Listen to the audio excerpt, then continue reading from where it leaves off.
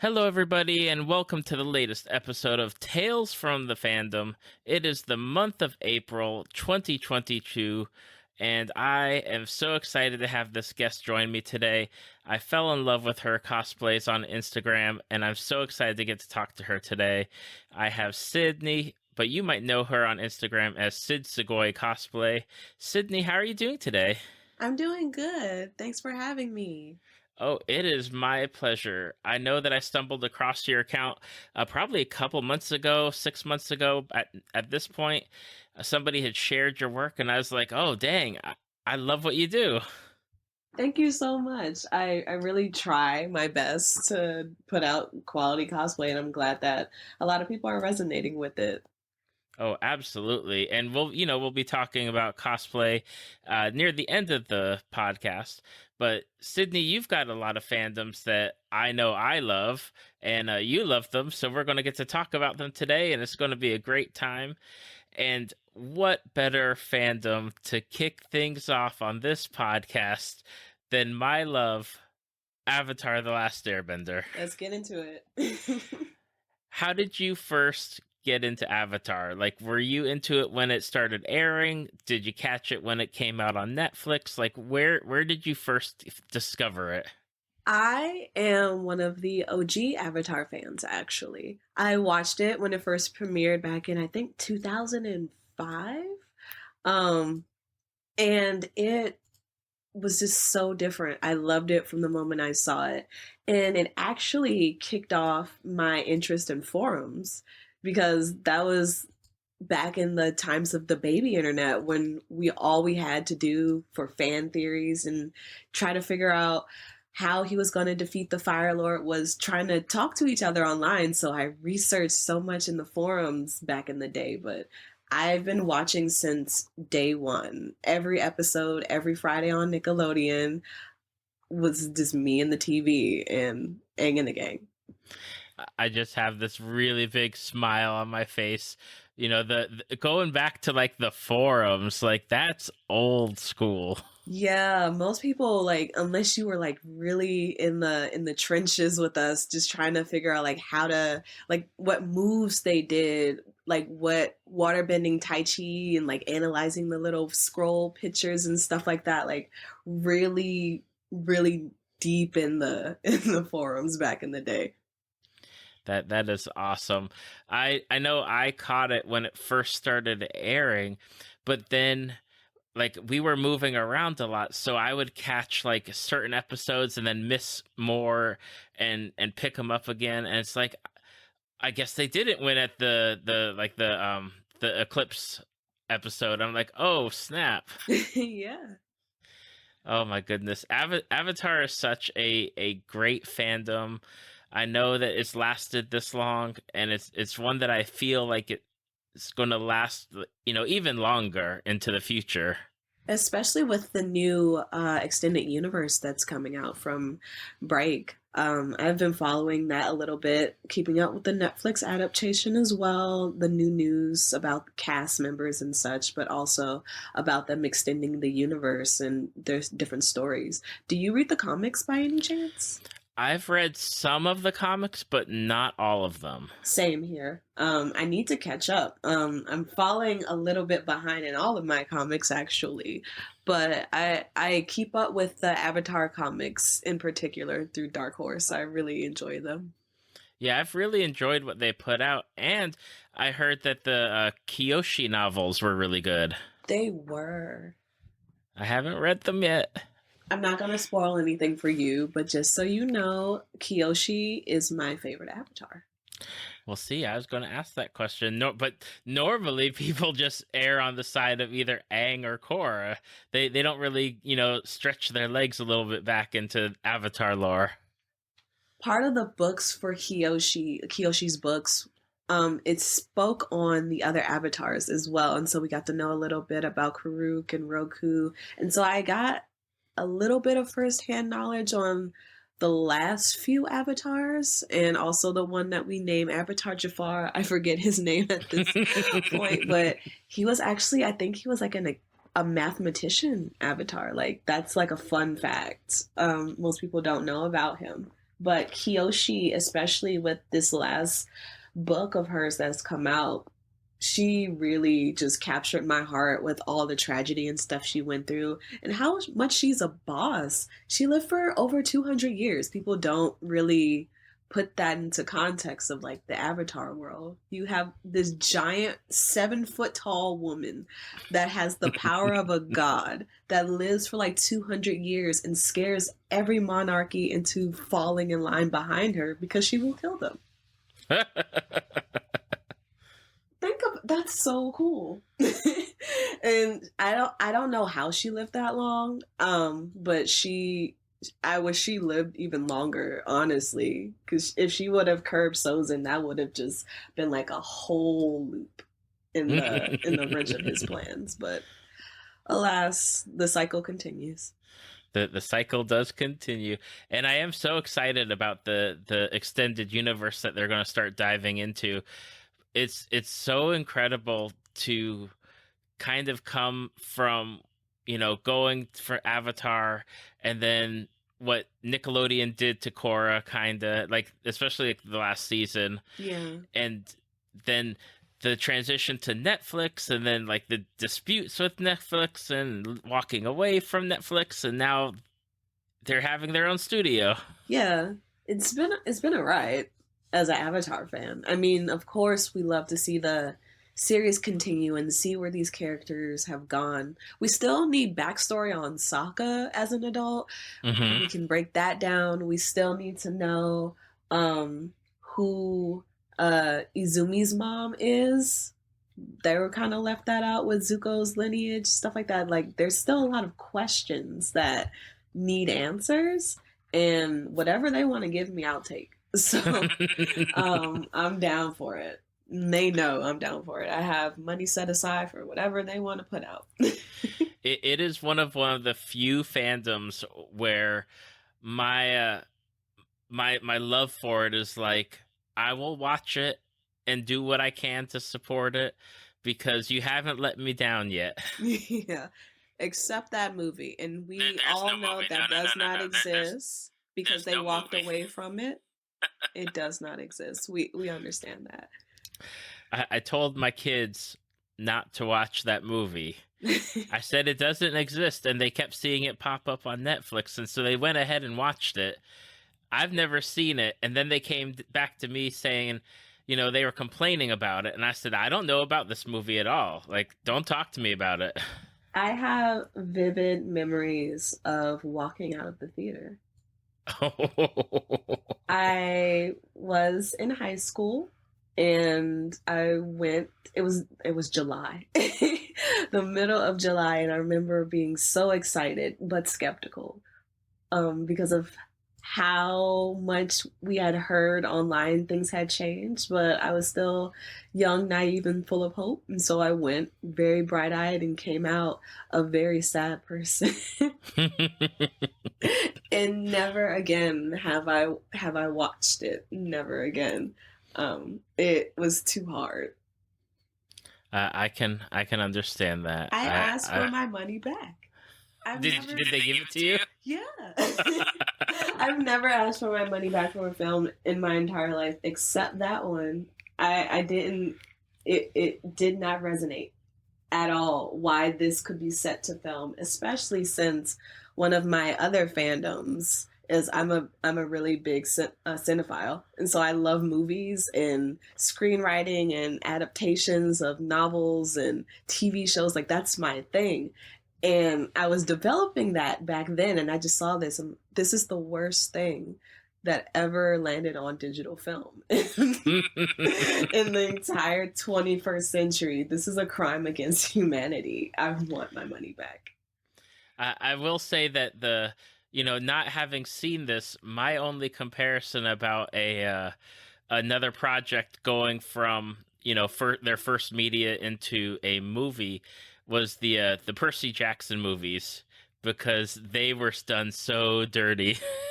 Did you hear that they are going to make a new series? Yes, that they're doing the Disney Plus series, and Rick Riordan's in control of it and be a part of it, unlike the movies that were made. Yeah, I empathize with Percy Jackson fans. I personally wasn't a big one growing up, but I did respect the fandom, and I knew how devastating those movies were to you guys. So I'm glad, like years later, you're finally getting some justice. Absolutely. Now with Avatar, the one of the big questions that I always ask my guests whenever we get to talk about it is, what kind of bender would you be? Ooh, I thought about this for a long time. Originally, back in the day, I really wanted to be a waterbender. Um, just because I like the how multifaceted being a waterbender could be, because you can do ice, healing, blood, all of that. But I feel deep in my heart I am a firebender. I have another guest that was very similar. She was all waterbender, and that was what it was. And then it's so funny because she follows up with me all the time, and she's like, "You know what? I'm not a waterbender. I'm a firebender. Like, I can't hide it anymore." Yeah, it sneaks out on you just because I think most people that now identify with being a firebender, if they could be one, was just because of the propaganda of the Fire Nation. Nobody really wanted to be associated with it, but it's such a neat element, especially with the dragons. I loved that the Sunbender episode that was Hmm. really really eye opening and illuminating to see where the origin of fire came from. And it's a cool nation. I mean, they're very industrialized. They wear all red, and that's a cool color. And I mean, later on, firebending contributed to the electricity, especially in Republic City with Yep. lightning bending. And I feel like lightning bending is one of the hardest techniques to perfect.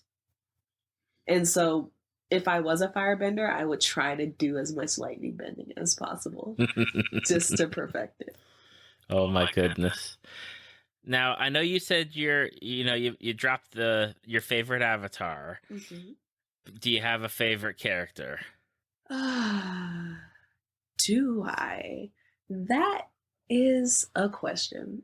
I would say off the top of my head, my favorite character would be Korra, just because of her growth as a character.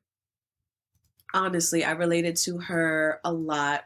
When Legend of Korra came, we were actually the same age, and so I aged with the character, and I resonated with her a lot. Um, Most people don't know, but she was the first cosplay I ever made from scratch, and I don't know, I can't sew professionally. I taught myself how to sew and source fabrics and make one of those Asian high collars to cosplay Korra. And it got me into cosplaying again. And I think without her character, I wouldn't really be cosplaying as a hobby. And so I owe a lot to her and her character. So I have to choose her just off principle. Well, what is it about Korra? Because it's very rare. I mean, I get people on here that do talk about Korra, and they talk about the show and whether they like it or not. And it's generally neutral to positive. Some people just don't like it at all. But what resonated with you for Korra? I like how even with the most confident people, life will always knock you down a peg and it doesn't have to destroy who you are inside. Okay. For her, she always was confident in knowing that she was the avatar and being the shit. And I feel this exact same way as a person. But she still had a lot to learn about herself and about the world, how it worked, and that no matter if you're the most powerful person on earth, you still have flaws. You still are a human being. And kind of grappling with having so much power and responsibility as a young adult and the literal weight of the world on her shoulders at all times, and still not completely breaking, but getting to the point where most people wouldn't want to get back up, you know, especially when she went through her PTSD and depressive episodes. I liked how Avatar was maturing with its audience, as I feel most media and animation was trying to mature a little bit with their audience and discuss topics of mental health and um, kind of, especially with kind of being depression and PTSD in that way. It wasn't really cool, or it was new ground essentially for animation to kind of talk about that stuff. And I liked how they use good parallels of people trying to kill you to illustrate that nobody's nobody's perfect. Nobody is like an omnipotent being. We are all still human. We all still fall short. We all have shit to deal with, you know? And Hmm. I like that Bryke and the other writers really used her character to speak to a large group of our generation and kind of just talk about those issues. Yeah, it's something that whenever I do get to talk about Avatar, it's one of the things that talk or that comes up is how Avatar doesn't really talk down to children. They're talking to children. And I love that. And yeah, they have these conversations about death and war and like all of these things that are going on and how it's affecting like not only like the big picture but like smaller towns or individuals, or how people have to like flee from their home to go somewhere else and be refugees. And it doesn't pull punches, it tells it in a way for kids to be able to understand it. Exactly. Like, how can you, with such grace, talk about colonization and genocide to 10-year-olds without it being emotionally devastating? And Avatar, through a lot of showing and not just telling what's going on, really did it very tastefully. And I appreciate the creators for doing that. Especially since you could just tell everything you need to know through Aang's feelings, since he was kind of like the stand-in for the audience. He was a Hmm. small child. And so how would he deal and understand with these things like their audience will have to deal and understand with those things? And not in a way that talked down to them, or not in a way that wasn't real to both the parents watching the show and the kids watching the show. And still make Absolutely. everything else fun. I mean, Avatar is essentially, their universe is very dark, but it's full of so much wonder and joy at the same time. It's really about balance. I like that. I like that it's about the balance. Yeah. That's a good quote. Good thing. Very good. Now, with the expanded universe that we're going to be getting, what is one character or one time period, what would you like to see explored specifically? I know you mentioned like Sokka's like adulthood and stuff, but is there something that you would love to see? I want to see, whether it is past or future, what life under an Earth avatar would be. Because we've seen air and water so far, but we've heard more about fire avatars Hmm. through Aang, just because he was so close to Roku. And so we got Roku's story illustrated multiple times through both Legend of Korra and Last Airbender. But how would dealing with like the stubbornness of like an Earth avatar be? Like, where would an Earth avatar even fit in the future if everything's kind of like industrialized? Would they still be kind of like more nature oriented? Would they be like a child of the swamp people? Like, there's so many possibilities of what an Earth avatar could give. And I think that would be fun to explore. That would be wonderful, especially if it was a swamp bender that became the Avatar, that would be a wonderful character to explore. Especially if they see what if the swamp benders had the next Avatar, but the world had industrialized till it's kind of like super the Jetsons Chromie. And you have to take this person from like the backwoods and put them into the future essentially. But they're the Avatar and they kind of have to be like, let's go back to nature. And everyone's like, nah. Like, how would that work? That would be really a really fun concept. That would be something. People of the Avatar business, contact Sydney. She'll break it down for you. I am available. I will put my email in the show notes for you if you need it. You mentioned, Avatar talking about a lot of the issues that are prevalent right now, like mental health and PTSD, and we talked about the stuff that the Avatar: Last Airbender dealt with as well. Another animated show that you're into and that covers a lot of those same topics is Steven Universe. Steven Universe. Now, I was late to the game to Steven Universe. I had people telling me for years that I needed to watch it. And eventually I was like, you know what? Let me do it and burn through it because it is all out. Like the whole Steven Universe movie, the Steven Universe future. I binged it all. Now, were you an original Steven Universe watcher, or did you get into it late like me?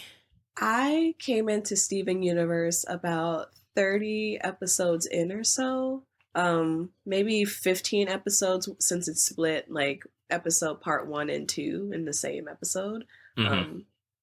I watched it my senior year of college after I was done all of my exams. I still had a week left on campus, and me and my boyfriend share an apartment. And I said, you know what? I'm just going to binge watch a lot of these shows people tell me to watch. And Steven Universe was on the docket. And since then, I had been a weekly fan. I got my friends into it.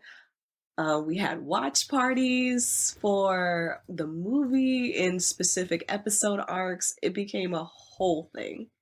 I think with my fandoms, especially with Avatar and Steven Universe, especially in college, I was the resident watch party hoster. And so I would just gather all of the weirdos from across my campus and say, hey guys, you want to watch Steven Universe on Friday? And they would be like, yeah. And we'd fit like 20, 25 people in a classroom and just stream it to a bunch of people. And so it feels the wholesome that I need in my heart. And I miss it since it's been off. But, even 2 days ago, I went through YouTube and just sang along to some of the songs just because I wanted to. I love that show. Yeah, that was one of the things that I kept hearing repeatedly was the songs. Like people would play songs on the ukulele or on guitar or sing it. And I didn't really understand like the draw to it. I didn't watch it because I was like, I'm not watching Steven Universe. It's not for me. Totally wrong. Totally wrong. Like I love Steven Universe. It's so deep for how cute it is. I love the transition. I love a good mystery, especially just learning about lore and how deep that lore went with the diamonds and the Diamond Authority and all that jazz. Like it just seemed like just a cute little show that actually, fun fact, I think is based on the beach near my hometown. I think Rebecca Sugar and her husband grew up in Maryland, which is where I'm from, and based it on Ocean City, Maryland.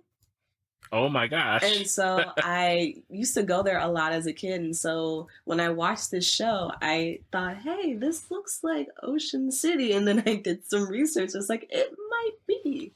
Because the state that Steven Universe is in is called Delmarva, and Delmarva is actually the name of the peninsula of Maryland and Delaware.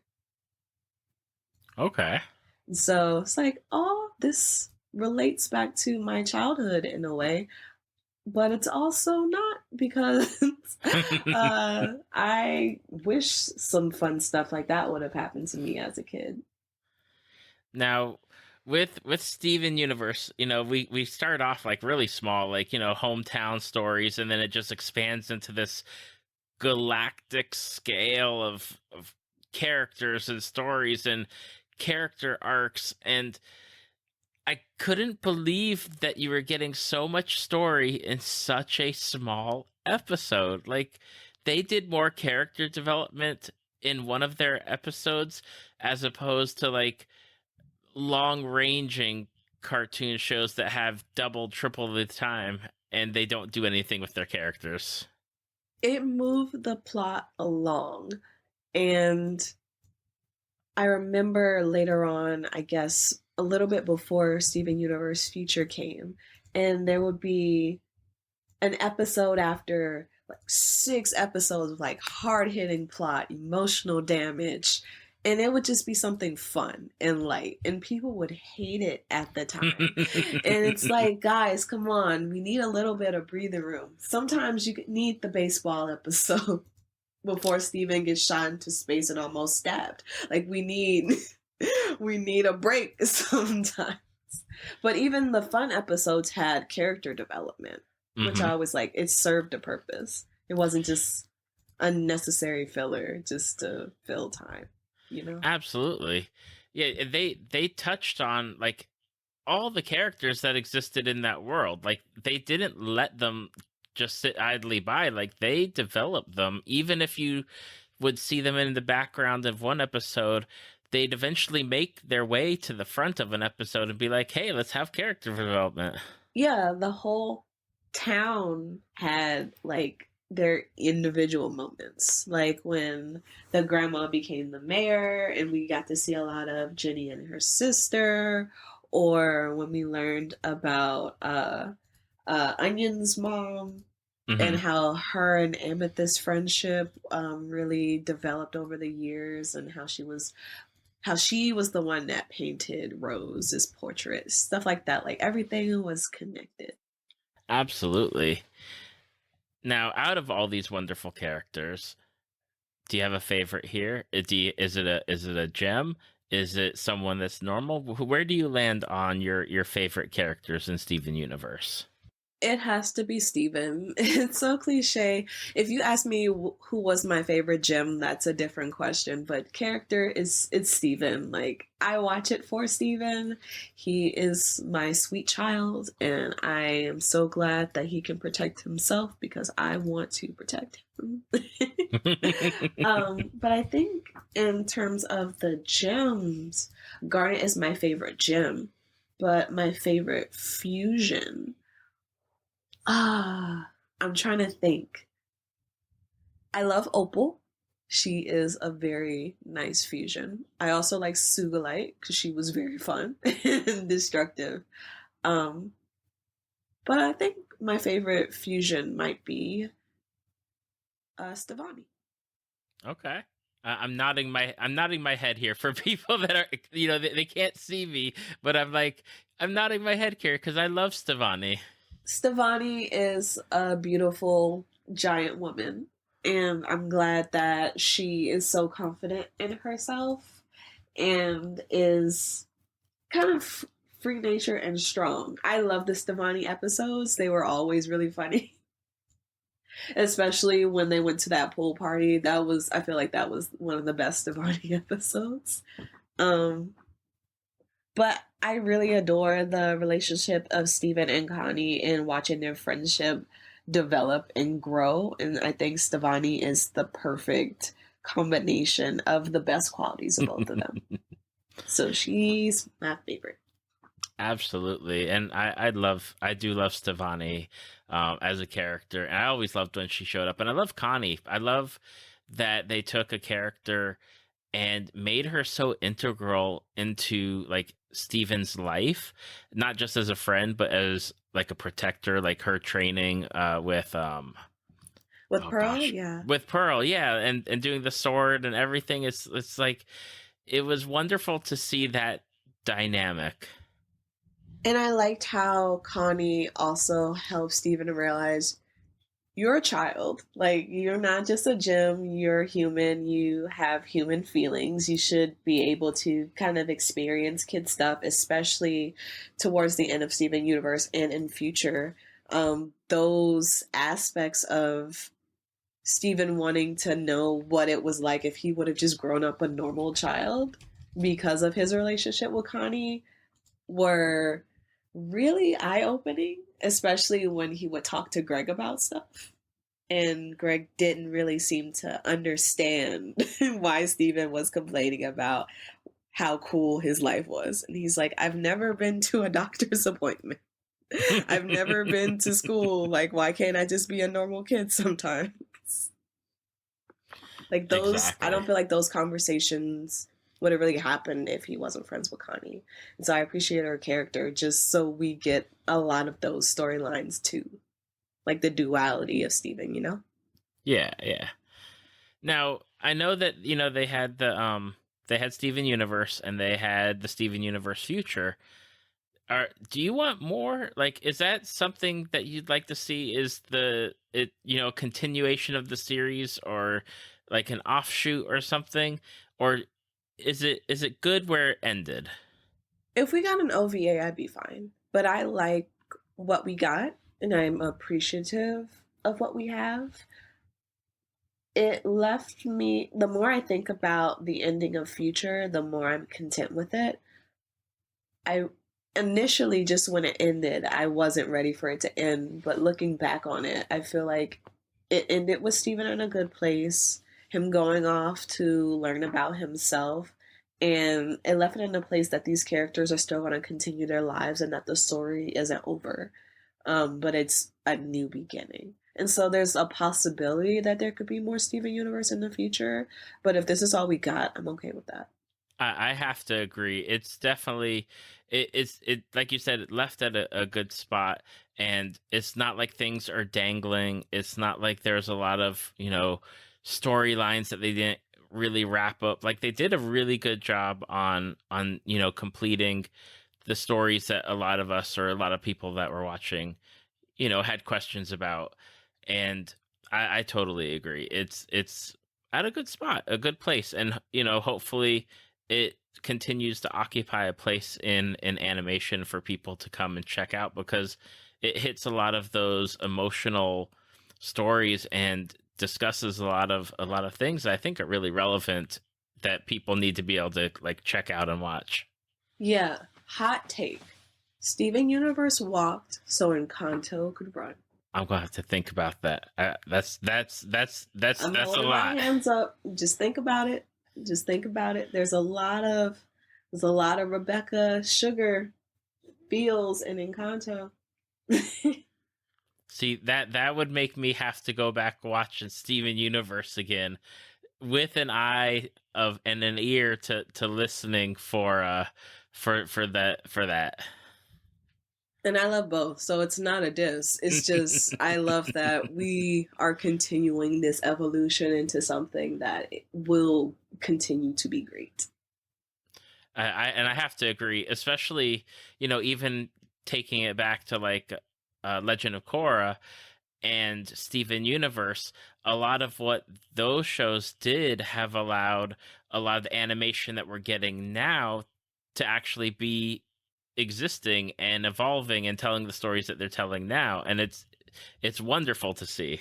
Right? I mean, it's no secret that Avatar is one of the greatest properties of the 2000s. That's understood. Narratively, critically, it opened a lot of doors and really changed the game for what animation for children's media could be. And I love seeing its offspring in these newer animation shows and movies and other properties that kind of aren't afraid to talk to kids about real world issues and about themselves, their health mentally, their relationships with their world and their family and friends. Like I want that to continue and to elevate, especially since I feel like in a lot of ways we're trying to dumb down media a little bit Hmm. because we don't respect the intelligence of younger audiences. And I like media that pushes against that, that can still tell an adorable story, but have it really rooted in real life and real issues, you know? Absolutely. And I have to agree with what you said. Um, there's no ifs, ands, or buts, especially with the the communication in media and the the dumbing down. I always when when I was in journalism school, it was like you write for like a sixth grade reading level essentially, because beyond that it's too much for the normal reader. Yeah.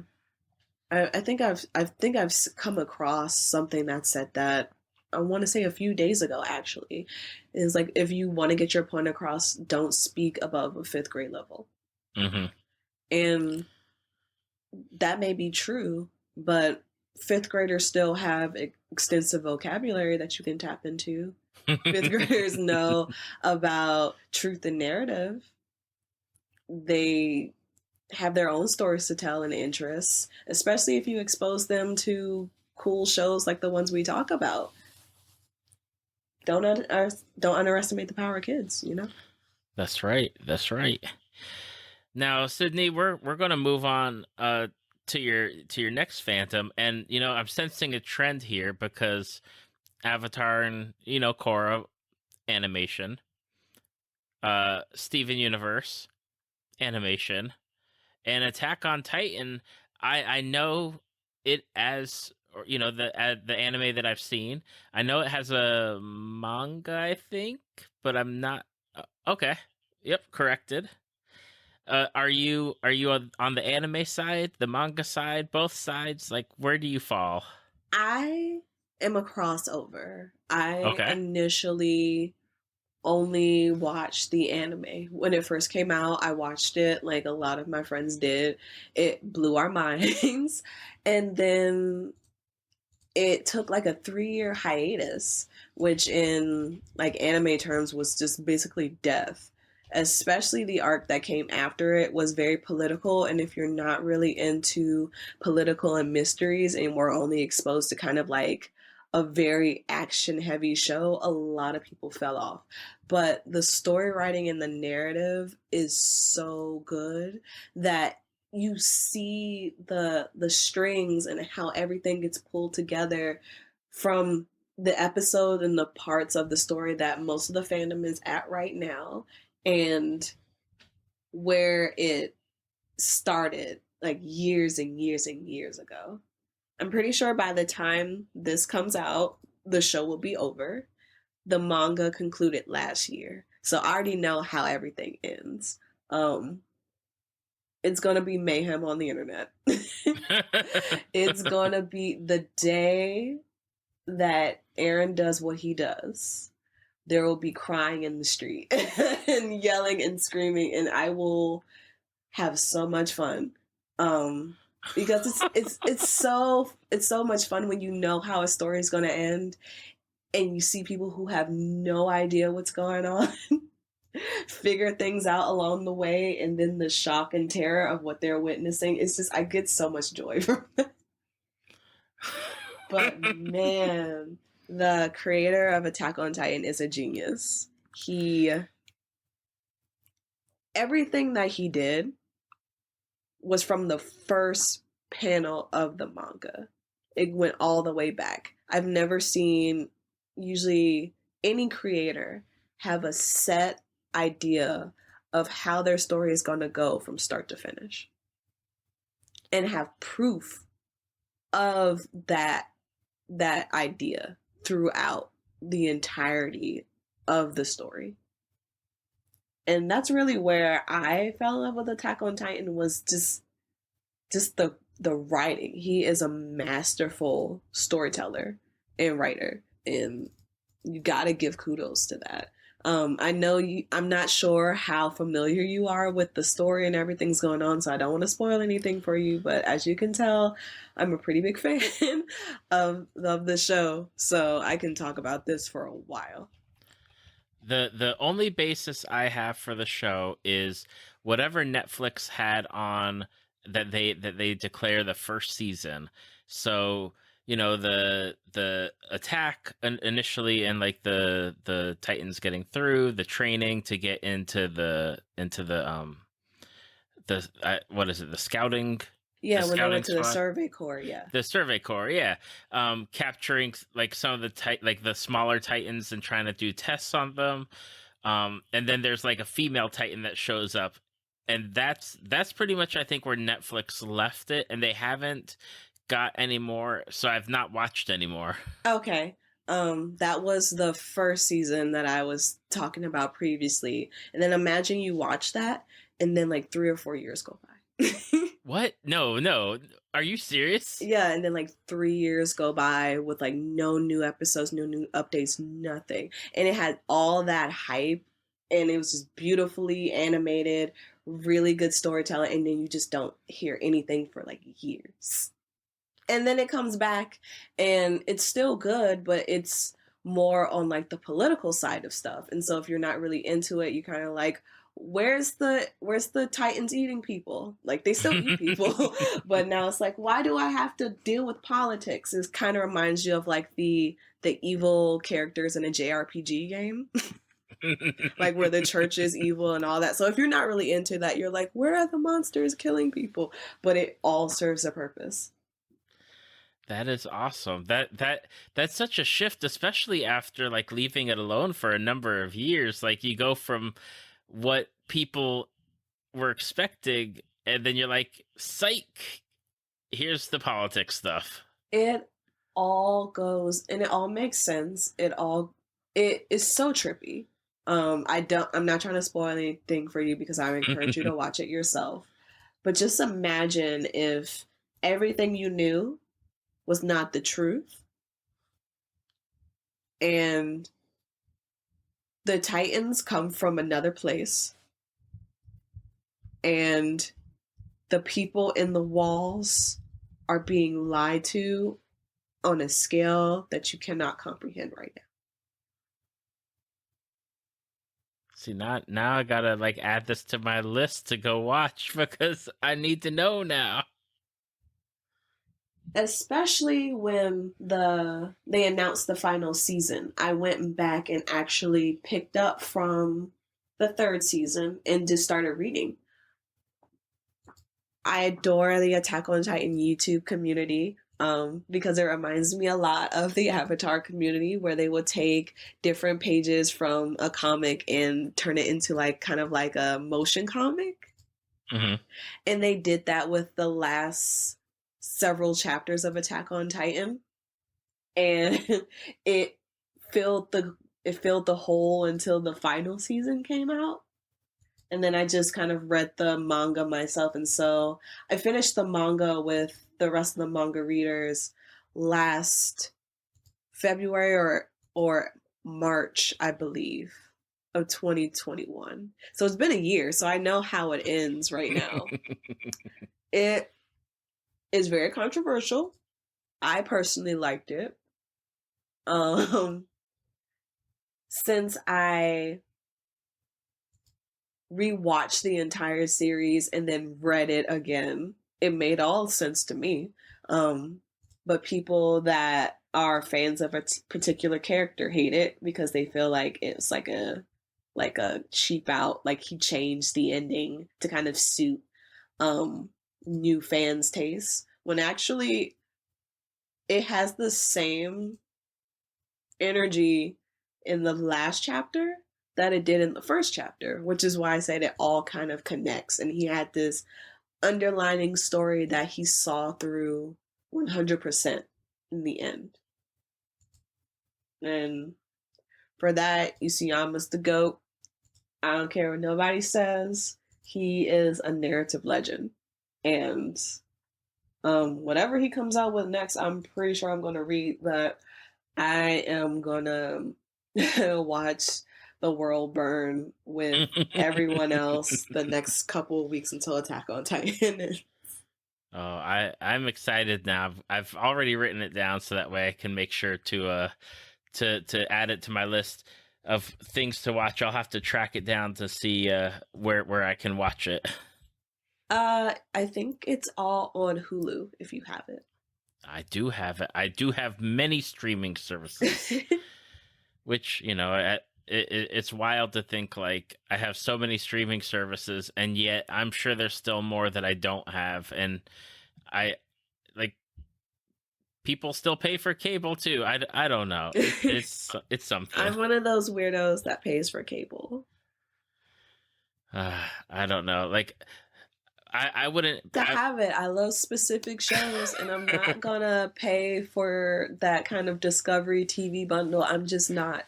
And if it already comes with connecting my internet and phone, fine. I have a little bit of extra money. It's cool. Plus, I share a couple of subscriptions with people, so we're not all going broke over here.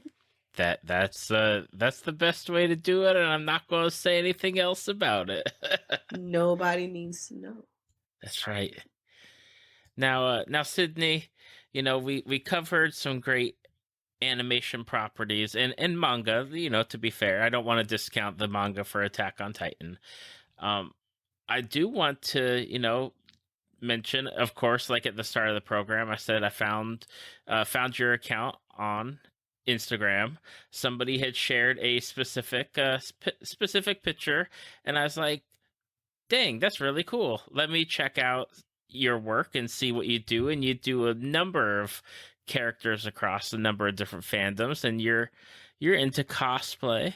How did you get into cosplay? Well, David, I am a nerd.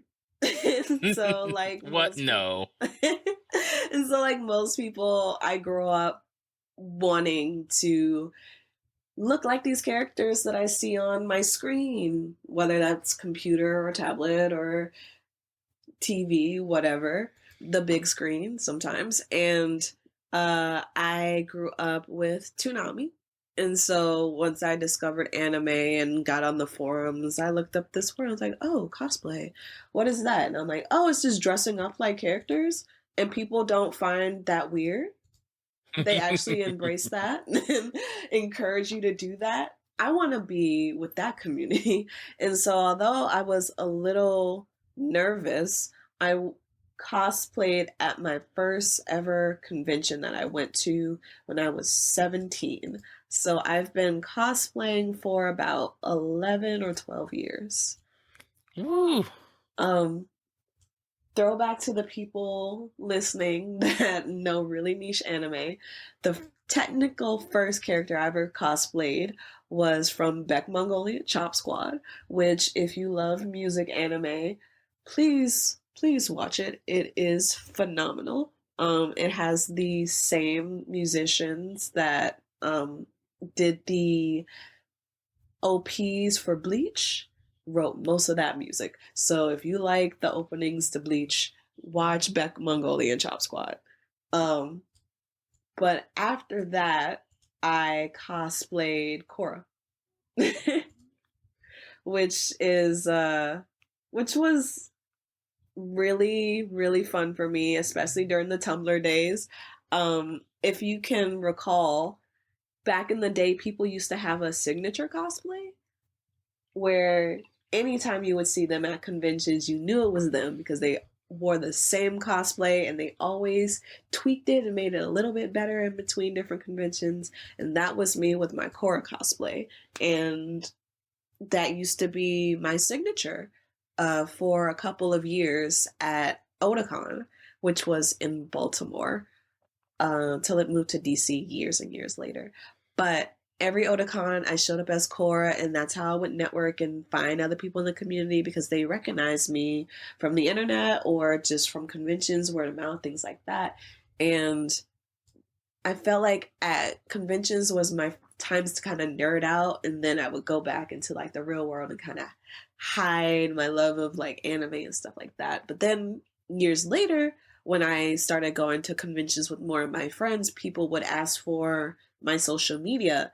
And I got nervous because some people from work would follow me on my Twitter and Instagram. And so I made a separate Instagram just for cosplay so that if photographers wanted to take pictures of me and tag me, it would go to that page and not my normal Instagram page, because on that Instagram it was more so about my travels. I am an avid traveler.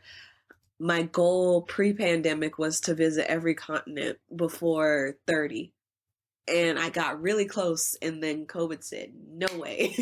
Oh gosh. I took a pivot in being more at home. I said, you know what? I want to develop more of my creative side because I am a graphic designer by trade, and doing kind of more commercial, squeaky clean design all the time really makes me tired and makes me not want to explore new creative avenues, because if even doing the things you love, if you do it for work, it still feels like work.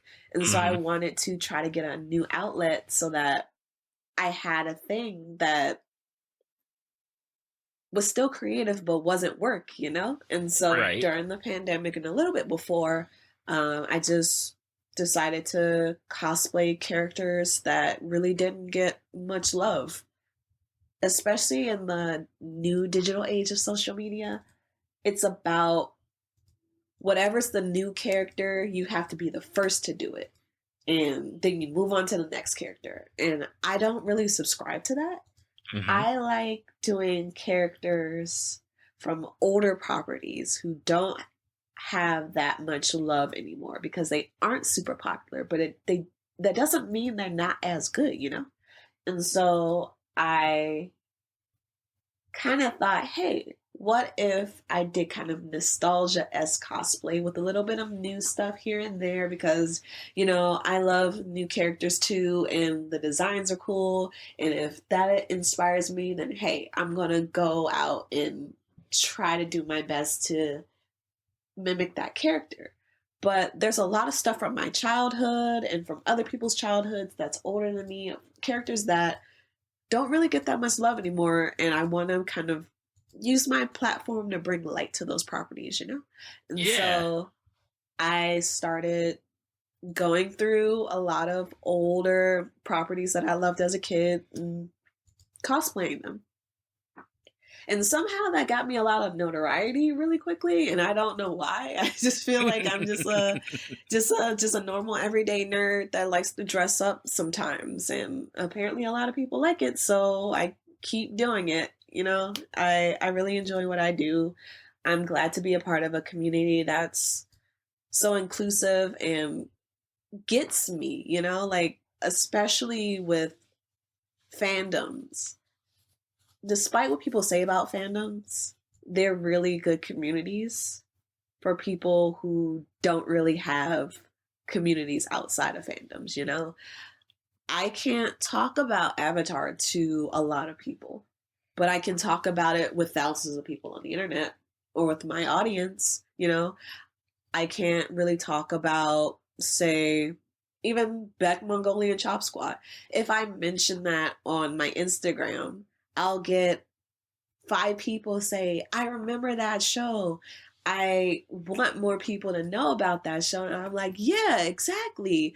And so I'll post a picture from me from 2011 in the bathroom of a hotel room dressed up with horribly fried bangs and a cosplay I made myself from this really old show that only a few people know. And that feels good. I like the community, and I like bringing together people who feel like me, you know? Now I got a question because you brought something up, and I'm really curious about from your perspective, especially with the cosplay perspective, because I know a lot of people follow cosplayers. Obviously, like people post their cosplays and they're like, "Oh yeah, that's a great cosplay. I want to follow you." Do you find when you are posting specific cosplays, do you find that more people are turning out just for cosplay, or do you get the people that are specifically looking for, say, and I'm just going to mention one that's pretty much far, like really far back on your Instagram, like Atlantis, where you did a Milo Thatch cosplay. Do you find that people come out and they're like, oh yeah, Atlantis, like I love Atlantis, and have that initial conversation about that like older property? I do, and I feel as though it's the older properties and the communication I have between people that may follow me and that I interact with where I get the most genuine connections. With the bigger, newer properties, it's kind of like, oh, that's cool. I like your take on it, and it ends there. Whereas Hmm. it's a more specific type of property, like an Atlantis or like a Cowboy Bebop. People would be like, this is a great take. I never see anyone do this character, and it resonates with them deeply. And then we branch off and have our own conversation in DMs. And then I get like another connection with a person in a different state that I can meet when we do go back to conventions eventually and kind of talk. And then I feel like I made a friend in that way. I like those specifically. And I like how you brought up the Atlantis one because I want to say a couple years ago, not so much anymore, but most people, when you saw an Atlantis cosplay, it would only be kind of Kita, Hmm. and she's great. I love her. I want to cosplay her as well, but I didn't see a lot of Milos, and I didn't see a lot of Autos, and I didn't see a lot of the other characters Hmm. that were in Atlantis that didn't really get as much hype as Kita, even though she was the princess. Um, we love a good Disney princess. I actually remember seeing Atlantis in theaters and didn't know it bombed at all. Because Right. it has such a good cast of character like Vinny and Mole and Audrey. Like, where are those cosplays? Like, I would love to see a Mole cosplay. Like, that would be really niche. And if any guy wants to, or girl or whoever wants to go out and do any of those cosplays, please do because all of those characters would be cool. That gives me an idea. Maybe we could do like a meetup. And if anyone wants to like do a Atlantis collaboration in the future, that'd be cool. I think the anniversary, the 20-year anniversary passed last year, but it's never Hmm. too late. Like those older like movies that Disney kind of like pushed to the side, like Treasure Planet and stuff like Hmm. that. Like those need more love because they weren't bad. They just had bad marketing. And as a person in marketing now, I can look back and be like, why would you lie in the commercials? You wanted things to be more adult. Don't lie in the commercials and then confuse your audience and then be surprised when your movie bombs. It wasn't a bad movie. And not only that, like with Treasure Planet and specifically Atlantis, if they had come out years later, or like especially like take the last couple of years, right? Atlantis would be so hype. There would be like steampunk and everything. Oh my gosh. They barely missed the steampunk. The turn of the century was more about outer space than about steampunk, but 20 if they came out in 2012, it would have been over. Hmm. Yeah, I have a lot of love for Atlantis, and if people want to find my previous rants about that, I'm sure there's a few podcast episodes that I've got where I rant about that and Treasure Planet. I mean, those are one of like Treasure. I will never forgive them for what they did to Treasure Planet, especially since I was one of those kids that were mismarketed into not seeing Treasure Planet. And so I didn't see it until later in life. I'm like, this is actually good. I just thought it was about the annoying robot. So I didn't want to go. But the story, the animation, like Hmm. it was that shot where he goes 360 in the tube was one of the most cleanest bits of animation I've ever seen. I know how it failed, but I don't know why it should have. It's like it's like the Iron Giant. I'm nodding my head here. Beautiful film, complete flop. Like there was something about the early 2000s in animation that I guess people stopped caring, but those had some of the most beautiful animated films in the early 2000s that just completely went under the radar. Yep. Yep. Travesty. It is definitely a travesty. And probably I could probably come back on another podcast episode and be like, let's talk about this for an hour of the travesty of what they did. Yeah. Definitely, because I have notes and feelings. Now with your cosplay, and again, I love that you show respect to some of the classic characters, and I've been finding that especially within like the past year or two, I've been noticing that there's a lot of cosplayers that are bringing up these classic characters from animation, especially like there's some cosplayers that did like recess characters or like these other Disney properties. I know that you've got a Wild Thornberries in there, and I love to see it because for me as like a 40 something year old guy, getting to see like people bringing out cosplays for characters that I grew up with or that I watched like in high school or college, I'd love to see it. I mean, I think definitely now it's more practicality than love for the characters. That's just my hot take. But there are people that generally are just reflecting back on their childhood and saying, I'm old enough and have enough time and resources to dress up as this character that I desperately wanted to as a kid, and I'm going to do it. And I applaud and support anybody that wants to do that. Like, that's my niche. I fall in that category for the most part, but it's not just for me, it's for everybody. So if everybody wants to go back and pull from the classics, the more the merrier, especially if that breathes new life into those fandoms. Hmm. And maybe we get resurgence of them, more kind of merch or a little bit more lore and stuff like that, or resurgence, because everybody loves a good reboot, I guess.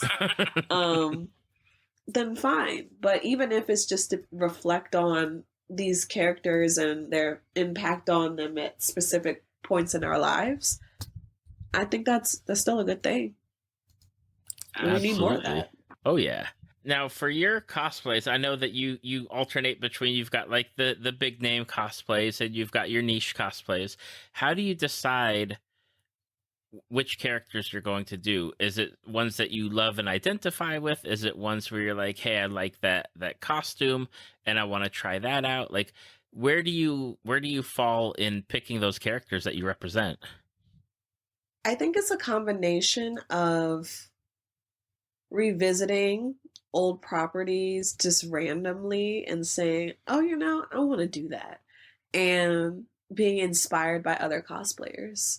If I, for instance, want to in the future, am going to do some characters from Curse the Cowardly Dog, some of those monsters.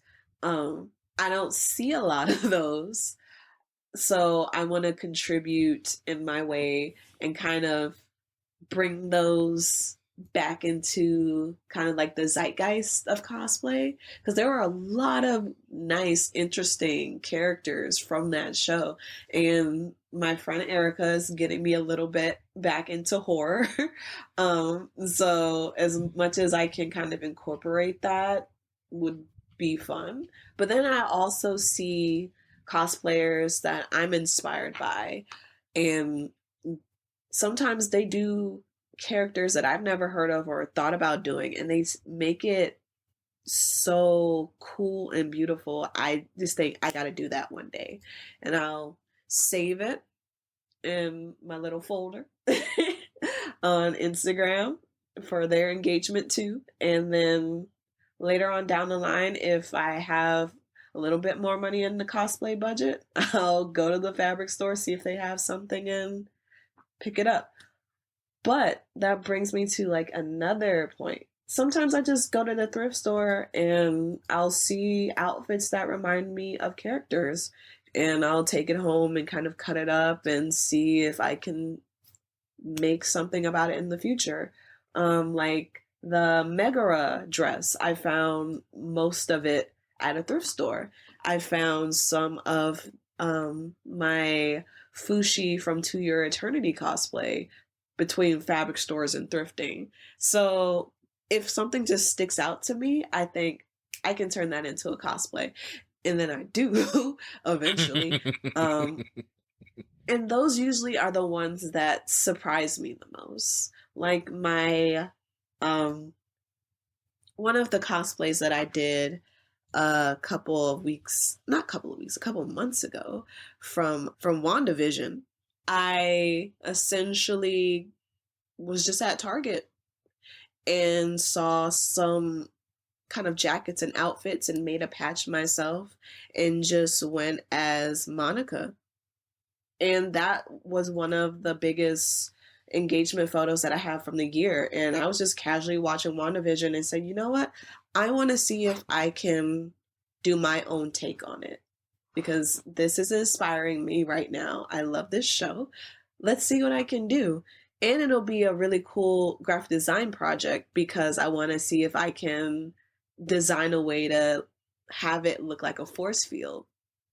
And I did. And that those are the projects I specifically like the best that combines both sides of my creativeness, like my tactful, handy, physical creativeness with making and developing cosplay, and then my more technical creativeness with taking it into Lightroom and Photoshop and kind of creating these environments that really bring it to life.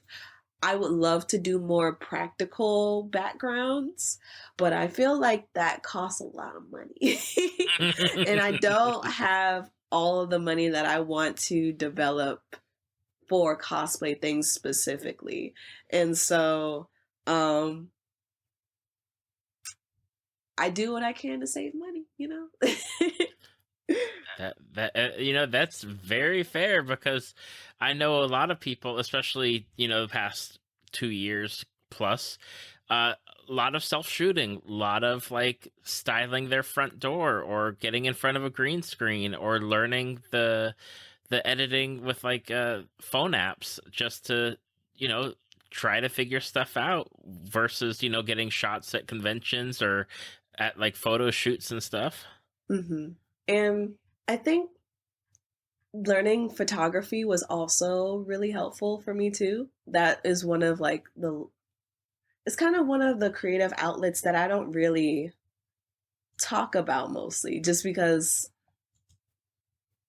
it's just like shooting digital with a camera, but I actually study photography in Paris for real back in college, and so I hadn't really done much photography since then. And then I was like, you know what? I have a camera. I have these ideas. I'm bored. It's lockdown. Let's just see what I could come up with. And it's been one of the best decisions. I'm learning so much, and now when I talk to my photography friends, I don't feel like such a novice anymore. Just because I have to learn lighting, I have to learn shooting myself in different environments. I kind of got to know what looks good and what doesn't, how to hit different angles for specific cosplays and stuff. It's very technical, and I'm a one woman team. I'm my own photographer, I'm my own model, I'm my own editor.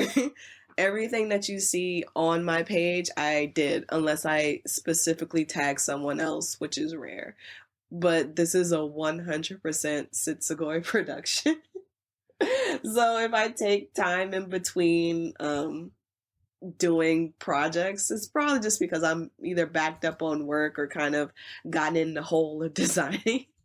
Because it still is a hobby. Like I really love what I do. I needed new hobbies, especially as an adult. Sometimes you can just get caught up in the monotony of life and kind of just wake up, go to work, watch TV, go to bed. And sometimes you Yep. just need to force yourself to do things that are really beneficial. For me, that's cosplay and this account and my relationships with people through this account. Like it's really been a nice switch in lifestyle post pandemic, if we can even call that post pandemic. Because before Mhm. that I was more of a art and travel blogger, really, in New York. and now I am a cosplayer in DC. So it's a cool transition. I still love art, I still love travel, but I don't have to just have one interest anymore. I can be multiple things, and I love being multiple things, you know? Absolutely. And I love it. Like, and I know that a number of other people love it because I see the comments that people make, and I see, you know, that, you know, we overlap on like some of the same people that like you follow and I follow, and it's like or you know that I follow, and then it's like, oh, I see them and I recognize the names. I'm like, dang, like I love getting to see what you're creating, and just getting to see like, okay, well, what's next? Like, what's next? What's Sydney going to post next? And it's always a game of, oh, I wonder if she's going to do X, Y, or Z, or see what she's going to post, and it's wonderful stuff. And I totally agree, especially about like being an adult and trying to find a hobby in your real life like world of, you know, balancing work and family, and like I know I have kids and trying to figure that, and like just having something that's like outside of the wheelhouse of your normal everyday thing is nice to have. I like life is just getting a little hard, you know? I recently bought a house about a year ago. I got promoted at my job. I'm trying to balance my friendships, my relationship, and all these things kind of are coming to a head. And I feel like cosplay is just my alone time outlet. And so I do put a lot of effort behind it because now I feel like I don't want to disappoint the people that follow me, but I also don't want to disappoint myself, you know? Because sometimes Hmm. if I put a post up and I don't like it after a while, it's like, man, I could have done better. And so I try not to rush what I do because I want everything I put out, I want to be proud of, I want it to be quality. Because even though it's a hobby for me now, um, it's still something that inspires other people. I want to say the other day I got a DM from someone that sent me fan art, and they said they wanted to thank me because they had been in a rut for a while and they came across my page and it gave them inspiration to create something new. And those things I do not take lightly, and now that I know that some people look at my work and feel that, I don't want to put out shit work, you know? I want to put out stuff that's good. Not just for other people, but just for myself too. So I can look back at it when I'm old and want to show my kids, like, hey, look, your mom was cool. Like, she did all of these things. And maybe she still doesn't. Maybe I'm designing cosplays for my kids in the future and we can go to Comic Con together. Like, who knows? But at this point, I still just want to put out good quality work, if for nothing, for my old art school education that really drilled into me that you can't put out shit because we will not accept it. Now, one of the questions I always ask before we wrap up with cosplay is, I know everyone has a list of the characters that they want to do, or you know, the goals that they want to do for the year. Who's on your list for this year? Are there certain characters that you're like, I want to get done with this character this year? All right, let me open my notes. I do have notes. I usually compile characters that come up on my radar in my notes app on my phone. So give me one sec. This year, I want to do a few characters. For one, I want to do a character from Perfect Blue. I want to do. This may come out before the podcast, but I want to do Agent Honeydew from Dexter's Lab. Okay. I'm definitely going to do Dolores from Encanto. I want to see if later on, maybe for Halloween, do Penelope Tate from The Amanda Show. And Let's see. I want to do Zatanna from DC Comics. Okay, a wide range of characters from like, named characters to characters that are very niche. It's gonna be a weird year.